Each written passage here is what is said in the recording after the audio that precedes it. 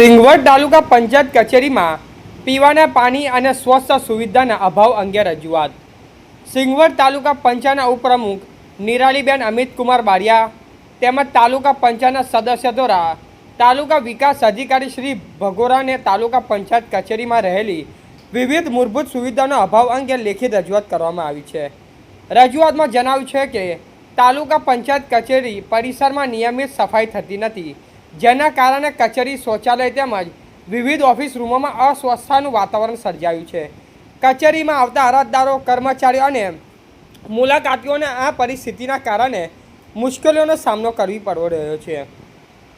વધુમાં જણાવ્યું છે કે કચેરીમાં સ્થાપિત આરઓ સિસ્ટમ અને વોટર કુલરની પાઇપો ફાટી જવાના કારણે શુદ્ધ પીવાના પાણી સુવિધા ખોરવાઈ ગઈ છે. પરિણામે કચેરીમાં આવનાર નાગરિકો તથા કર્મચારીઓને પીવાના પાણી માટે હાલાકી વેઠવી પડી છે.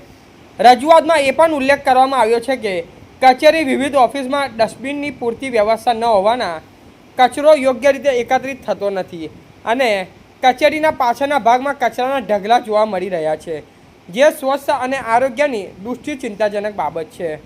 ઉપપ્રમુખ નિરાલીબેન બારિયાએ માગણી કરી છે કે કચેરી અને શૌચાલયની નિયમિત સફાઈ કરવામાં આવે, સફાઈ કર્મચારીઓની જવાબદારી સુનિશ્ચિત કરવામાં આવે, આરઓ સિસ્ટમ અને વોટર કુલરની તાત્કાલિક મરામત કરવામાં આવે, તેમજ દરેક ઓફિસની ડસ્ટબિનમાં વ્યવસ્થા ઊભી કરી કચેરી પરિસરને સ્વસ્થ અને સુવિધાસભર બનાવવામાં આવે. તેમણે જણાવ્યું હતું કે જાહેર જનતાની સુવિધા અને સ્વચ્છતા કાર્ય પરિસર જળવાઈ રહે તે માટે તંત્ર દ્વારા તાત્કાલિક જરૂરી કાર્યવાહી કરવામાં આવે તેવી અપેક્ષા છે. રિપોર્ટર હિંમતભાઈ પટેલ.